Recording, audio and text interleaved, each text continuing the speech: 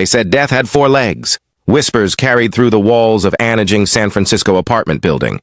Whispers that spoke not of thieves or gangsters, but of a dog. Massive, muscled, and untamable. His name was Bane, and to the tenants who lived under the same roof, he was more than a pet. He was a looming threat, a shadow stalking the hallways, a creature that felt more like a weapon than an animal. Every creak of the stairwell, every thud of heavy paws across the concrete floor made stomachs tighten with dread. Bane was a Presa Canario, a breed already feared for its size and power. But this dog was different. His shoulders were broad as stone, his jaws strong enough to crush bone, and his amber eyes gleamed with a hunger no leash could contain. To see him was to feel cornered by something primal, something designed for battle. He was never playful, never gentle. He carried an aura of menace, a constant reminder that violence was only a breath away. For the families who shared the apartment block, life had turned into a game of survival. Parents clutched their children's hands tighter whenever they left their doorsteps. Neighbors timed their walks to avoid the hour when Bane's owners might emerge with him. Some even carried pepper spray in their coat pockets, not for muggers or burglars, but for the beast that lived 1 floor above. Each encounter was like gambling with fate, and the stakes were always life or death. It wasn't just his size that unsettled people. It was his silence. Bane didn't bark like ordinary dogs. He stared, still and calculating, as if measuring the weakness of anyone who crossed his path. When he moved, it was sudden and explosive, muscle rippling under his dark coat. His presence infected the building with unease, turning every hallway into a gauntlet of fear. Even in their own apartments, tenants could hear the low growl vibrating through the walls, like a warning drum that never stopped beating. The owners, Robert and Marjorie, seemed blind or perhaps indifferent to the terror they unleashed. They walked their dogs like conquerors, parading weapons through enemy territory. Hera, the female Presa Canario, was equally fierce, but it was Bane who carried the legend. His name spread from tenant to tenant, whispered in laundromats, passed quietly among shopkeepers, muttered in late-night phone calls to relatives. If you see him, don't stop. Don't even breathe. The building itself began to change under the weight of this unspoken fear. Neighbors avoided each other, too afraid to share complaints, worried that their words might drift back to Bane's owners. Laughter became rare in the hallways. The once bustling courtyard grew empty. Doors slammed faster, locks clicked harder, and the sense of community dissolved into silence. All because of one dog who had turned home into a hunting ground. Nobody dared to confront Robert or Marjorie directly. Nobody wanted to risk being on the receiving end of Bane's wrath. But among the quiet whispers, one truth lingered. Something terrible was coming. It was no longer a question of if Bane would attack. It was a question of when. And when he did, the whole city would remember his name. Diane's life could not have been more different from the shadows that haunted her apartment block. Where Bane was violence wrapped in fur, she was grace carved from years of discipline. At just 33, Diane had built a reputation as a fierce athlete, her body trained like a finely tuned instrument. In college, she had sprinted past competitors with the speed of the wind, her name whispered as a possible Olympic contender. Though she had narrowly missed that chance, her love for sport never dimmed. Instead, she turned it outward, pouring her energy into guiding others. Her students at St. Mary's College adored her. On the field, she was a force of nature, commanding attention with her sharp voice and encouraging spirit. She taught not only techniques of lacrosse, but also the importance of resilience, teamwork, and character. To the young women she coached, Diane was more than an instructor. She was a mentor, a role model, someone who stood as proof that strength and compassion could live side by side. Her colleagues often remarked that her presence carried the weight of sunlight, warm and undeniable. Outside the field, Diane's life was anchored by her partner, Sharon. Their bond was steady, a love built not on spectacle but on small, constant gestures. Evenings were spent cooking together. Mornings began with quiet coffee before work, and weekends sometimes turned into long walks along the bay, where laughter rolled as freely as the waves. Sharon often said Diane had 2 families, the team she coached, and the life they had built together, and Diane gave herself to both with equal devotion, but even a woman of light could not erase the unease of the building she called home. It began subtly, a stiffening of the shoulders when she heard claws scraping against the concrete floors, a pause before stepping into the hallway, a deep breath before unlocking her door. Fear was not something Diane was used to carrying. She had faced pressure on the field, battled exhaustion, even stared down defeat. But fear of another tenant's pet was an entirely different battle. Still, Diane chose not to let it rule her. When Sharon expressed concern, Diane reassured her with soft words and a determined smile. Yet Sharon could see the tension hidden behind her partner's calm exterior. She knew the way Diane lingered at the window, waiting to hear if the hallway was safe before stepping out. She noticed how Diane's voice would falter, just for a moment, when she mentioned the dog. It was in these subtle moments that Sharon understood how deeply the shadow of Bane had begun to creep into their lives. For now, however, Diane refused to give fear victory. She focused on her players, their laughter, their progress, their dreams. She focused on Sharon, on the home they had built together. She chose to fill her days with purpose and love, leaving as little room as possible for dread. And yet, no matter how brightly she lived, the shadow remained. The building's walls carried it, the neighbors' eyes reflected it, and the growl that sometimes echoed through the night reminded her. Danger was never far away. The hallway was narrow that evening, the kind of narrow that made shadows stretch long and the air feel thinner. Diane carried her gym bag on one shoulder, her hair damp from practice, her mind still lingering on drills and laughter from her players. She had walked that corridor countless times before, yet on that night, something about the silence pressed harder against her chest. The sound came first, heavy paws dragging against the concrete floor. A deep, steady thud followed by the faint rattle of a chain. Diane slowed her steps, her heart stuttering. From the far end of the hallway, he appeared. Bane. His size filled the corridor like a wall of muscle and menace. His head was massive, ears cropped sharp, eyes glowing under the dim flicker of the light above. He wasn't bounding playfully toward her. He was straining, pulling at the leash that Robert, his owner, gripped tightly with both hands. But the leash looked fragile against the beast it was meant to control. Diane froze. Every instinct screamed at her to move, yet her body betrayed her. She was rooted to the floor, her pulse hammering in her ears. Bane's growl rolled through the narrow hallway, low and guttural, vibrating against her bones. Then, in a flash, he lunged. The leash snapped taut. Robert cursed, his boots skidding against the floor as he fought to hold the dog back. Bane's claws scraped violently against the tiles, teeth bared, strings of saliva flying as he snapped inches from Diane's legs. The air between them was thick, charged with the raw threat of violence. Diane stumbled back, slamming against the wall. Her gym bag slipped from her shoulder, tumbling to the ground with a dull thud. She gasped, her hand searching blindly for the doorknob to her apartment, fingers trembling, slipping against the metal. "Hold him!" she shouted, her voice breaking. "I've got him!" Robert snapped back, though the sweat pouring down his face betrayed the truth. He didn't have control. He was clinging, desperate, wrestling against a monster who wanted nothing more than to break free. For one terrible heartbeat, Diane was certain the leash would snap. The last thing she would see, the blur of muscle and teeth lunging for her throat. She yanked the doorknob hard, stumbling inside as Bane lunged again, jaws snapping shut on the air where her arm had been. The door slammed behind her, the echo ringing like a gunshot. Diane pressed her back against it, her chest heaving. On the other side, she could still hear the growls, the scrape of claws, Robert's voice shouting orders that carried no weight.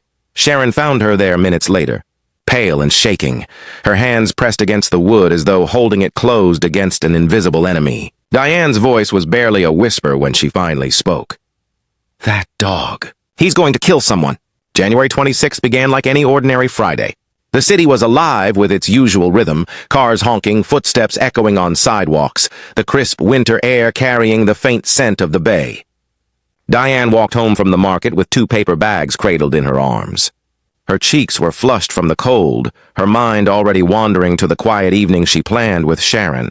It was supposed to be simple, peaceful, but inside the apartment building, silence lingered where sound should have been. The hallways were empty, the air stale. Diane climbed the stairs, shifting the bags in her arms, her keys dangling from her wrist. As she turned into her corridor, her steps faltered. They were there. Robert's partner Marjorie wrestled with 2 leashes. Hera pulled violently to the left, but it was Bane who dominated the scene. His body trembled with power, straining forward, eyes fixed on Diane as though the long wait was finally over. The bags nearly slipped from her hands as her pulse spiked. "Stay back," she whispered to herself, though her legs refused to move. Marjorie's grip was weak. She barked commands, tugging at the leashes, but the dogs ignored her. With a guttural roar, Bane surged forward, dragging her several steps across the tiles. Hera followed, both beasts united in a single violent rush. Diane froze. It was the same paralyzing fear she had felt weeks earlier, but this time, there was no door within reach. The bags fell to the floor, apples scattering across the hall. In an instant, Bane crashed into her. The force threw her down. Her head struck the tiles, a burst of pain flashing white across her vision. Before she could scream, teeth tore into her shoulder. She gasped, her voice ragged, the sound drowned by the frenzied growls of the dogs. Hera joined in, claws raking her skin, jaws snapping for any part of her body. "Help!" Diane cried, but the sound was already breaking. Doors cracked open down the hallway. Neighbors peered out, horror etched on their faces, but fear rooted them in place. Some shouted, some scrambled for phones, others slammed their doors shut, unwilling to witness what unfolded. Marjorie shrieked, pulling at the leashes, but she was no match for the chaos. "Stop, Bane, stop!" Her voice was wild, desperate, but meaningless. The dogs obeyed no one. Blood stained the tiles. Diane's hands clawed against the floor, trying to push herself free, but the weight of Bane was crushing. Every snap of his jaws sent fire shooting through her body. She screamed again, weaker now, her voice tearing into the silence of the building. By the time the first responders arrived, the corridor was painted with violence. They pulled the dogs away, wrestled them under control, but the damage was already done. Diane lay broken, her breath shallow, her eyes wide with disbelief. Her final words were barely audible. A trembling whisper carried on the edge of fading life. "Tell Sharon." I tried, and then the light left her eyes. The building never felt the same again. In the days after Diane's death, the once muted fear of the tenants hardened into silence, a silence that carried both grief and guilt. Flowers appeared at the base of the stairwell, notes scribbled by trembling hands tucked against the walls. Some tenants wept openly when police came for statements. Others simply closed their doors and refused to speak. But everyone knew the truth. The tragedy had not been an accident. It had been inevitable. Police cordoned off the building for hours, gathering blood-stained evidence and sketching the positions of overturned groceries, claw marks, and scattered belongings. The officers were seasoned, but even they moved with a grim weight, their faces set hard. A life had been lost not at the hands of a human criminal, but by animals bred and raised for destruction. Yet as detectives dug deeper, they discovered that the dogs were merely the surface of something far darker. Robert and Marjorie, the owners of Bane and Hera, had long been under quiet suspicion. Their names surfaced in hushed police reports connected to a man serving time within the prison walls, an inmate known for his leadership in the Aryan Brotherhood. That man, Paul, had once owned the dogs himself, using them not as companions but as instruments of control and intimidation. When prison bars closed around him, Robert and Marjorie had taken the dogs in, continuing the same dangerous cycle. The more investigators uncovered, the clearer the pattern became. Complaints had been filed by neighbors months earlier. Reports of close calls in hallways, of Bane lunging at strangers, of late-night growls echoing through the complex. Nothing had been done. The system had failed Diane before she ever stepped into that final corridor. When questioned, Robert remained stone-faced, dismissive. He claimed Diane had panicked, that she had somehow provoked the dogs with her reaction. His words rang hollow against the overwhelming evidence. Bane's history of violence, his size, his uncontrollable nature. Marjorie's testimony faltered as well, riddled with contradictions, her voice trembling as she tried to paint the picture of an accident. But witnesses told another story, one of negligence, recklessness, and choices that led straight to blood. Bane was euthanized within hours of the attack. Hera was spared temporarily, but kept under strict supervision, her fate tangled in the slow machinery of the law. For many neighbors, it was a major comfort. Their nightmares were not of the dogs alone, but of the faces behind the leashes, the people who had allowed danger to thrive unchecked. The case began to grow beyond a simple mauling. Prosecutors saw more. The criminal ties, the deliberate decisions to house dangerous animals in a crowded building, the disregard for repeated warnings. What had once seemed like a tragic accident began to look like a preventable crime, one rooted not in instinct, but in human choice. And in the courtroom ahead, those choices would be dissected under a spotlight as cold as it was unforgiving. The courtroom was packed. Reporters filled the benches, their pens poised, their cameras ready to capture every flicker of expression. At the front sat Sharon, Diane's partner, her face composed but her eyes heavy with grief. She had promised herself she would not look away, no matter how painful it became. The prosecution wasted no time. Their opening statement cut through the air with precision. This case is not about an accident. This is about recklessness. This is about choices, and those choices killed Diane Whipple. Each word was delivered like a hammer striking iron, resonant and unyielding. Robert sat stiff, his jaw clenched, while Marjorie fidgeted beside her defense team. Both avoided Sharon's gaze. To the jury, they appeared less like grieving pet owners and more like conspirators caught in their own web.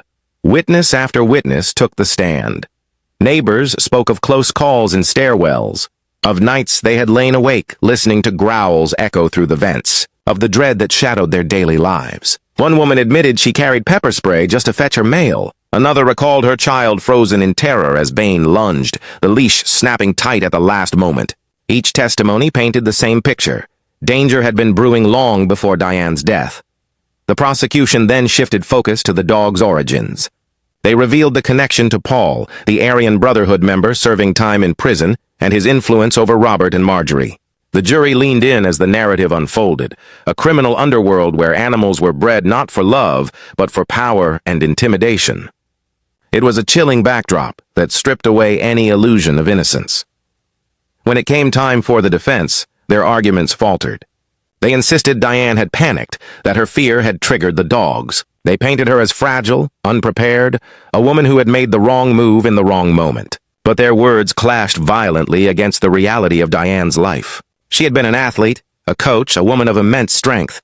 Fear may have frozen her, but it had not created the jaws that tore her apart. The prosecution's final blow was delivered with quiet force. A photograph was displayed, Diane's groceries scattered across the blood-stained hallway. Apples rolled against the tiles, frozen in time, silent witnesses to the brutality. The room grew still. Jurors shifted uncomfortably, some swallowing hard, their expressions etched with sorrow and anger. The deliberations were swift. Robert was convicted of manslaughter. His years of negligence were laid bare. Marjorie's fate was harsher, second-degree murder, her sentence stretching into decades. As the judge's gavel struck, the echo rolled through the room like thunder, final and irrevocable. Sharon closed her eyes, not in triumph, but in mourning. Justice had been spoken, yet the seat beside her would always remain empty. The courtroom emptied slowly, but the story would live on, etched not just into legal records, but into the memory of a city that had witnessed how recklessness and violence could steal a life in a single heartbeat. The trial had ended, but the echoes of Diane's final moments lingered in every corner of the city. For weeks, the newspapers carried her photograph, smiling, athletic, alive. Her name became more than a headline. It became a symbol of injustice, a reminder of what was lost, and a question that haunted many. How could this have been prevented? For Sharon, the weight was heavier than words could carry. She had sat through every day of testimony, every retelling of Diane's last breaths, every defense that tried to twist blame away from where it belonged. She had watched Bane's shadow stretch across her partner's memory, and she had sworn to herself that it would not be the last word. Grief, when it first came, was sharp and violent. The apartment felt hollow without Diane's laughter filling it, the mornings unbearably quiet without her presence at the breakfast table. Even the field at St. Mary's College seemed empty, as though the echo of her whistle had been carried away by the wind. Sharon often found herself standing by the bay at sunset, staring out at the horizon, speaking softly into the air as though Diane might still hear. But grief, with time, shifted. It became something Sharon could hold, not less painful, but more purposeful. She realized that Diane's life had always been about giving. She had given her energy to her students, her loyalty to her friends, her love to Sharon, and even in death, that spirit of giving could not be taken away. It was from this understanding that the Diane Whipple Foundation was born. Sharon took the settlement money awarded after the trial, and instead of keeping it locked away, she transformed it into something living. Scholarships were created in Diane's name, given to young athletes who carried the same fire, the same resilience, the same love for sport that Diane had embodied. At the first scholarship ceremony, Sharon stood before a room of students, her hands trembling as she held the microphone. Behind her, a large photograph of Diane hung, her hair pulled back, her eyes bright, her smile wide. Diane believed in strength. Sharon began, her voice breaking only slightly. Not just physical strength, but strength of character. She believed in lifting others, in building a team, in never letting fear dictate who you are. Today, we honor her not by remembering how she died, but by continuing how she lived. The applause that followed was soft at first, then swelling. Sharon stepped down, tears slipping down her cheeks, but for the first time in months, she felt warmth. She felt Diane's presence not as a shadow, but as a light. The legacy grew. Year after year, more students benefited from the foundation. Coaches told stories of Diane's determination, her laughter, her unshakable will. Young women who never met her spoke of her name as though they had, carrying her example into their own lives. In this way, Diane never disappeared. She became a thread woven into the lives of others, a flame passed from hand to hand. Even the city seemed to change. The tragedy prompted new laws, stricter regulations around dangerous dogs, and more accountability for owners. The justice system had spoken, but the community demanded more. They would not let another Diane fall victim to negligence and silence. Slowly, San Francisco's fear turned into action. For Sharon, the journey was not about forgetting. It was about living alongside the memory. She kept Diane's lacrosse stick by the door, her favorite jacket folded in the closet, her photograph on the nightstand. These were not relics of pain, but reminders of love. Sharon found that she could laugh again, though sometimes the laughter was followed by tears. She could walk through the apartment building again, though her steps carried the memory of that terrible day. She could speak Diane's name, not as a wound, but as a promise. One evening, years after the trial, Sharon returned to the bay where she and Diane had walked so many times before. The sky was painted in hues of gold and violet, the water calm, the horizon endless. Sharon closed her eyes and let the wind brush against her face. "I kept my promise," she whispered. "They remember you. They'll always remember you." And in that moment, the weight of sorrow lifted just slightly, replaced by a quiet peace. Diane's story was no longer defined by her final moments, no longer overshadowed by the violence of Bane or the negligence of those who owned him. Instead, her story lived on in the scholarships awarded, in the athletes inspired, in the city changed, and in the partner who carried her love forward. The beast that had once haunted the building was gone. The fear, though unforgettable, had given way to something stronger. In its place stood resilience, courage, and legacy. Diane Whipple's life had been stolen, but her light endured. It glowed in every young athlete chasing their dream, in every student who found strength through struggle, and in every person who heard her name and refused to let fear win. And as the years passed, her story was told not as one of tragedy alone, but as one of love, of justice, and of a light that no shadow could ever extinguish. If you enjoy these stories, make sure to subscribe to Black Battlers so you never miss the next one. Your subscription gives us the power to bring you even more emotional and inspiring stories. Join the Black Battlers family today.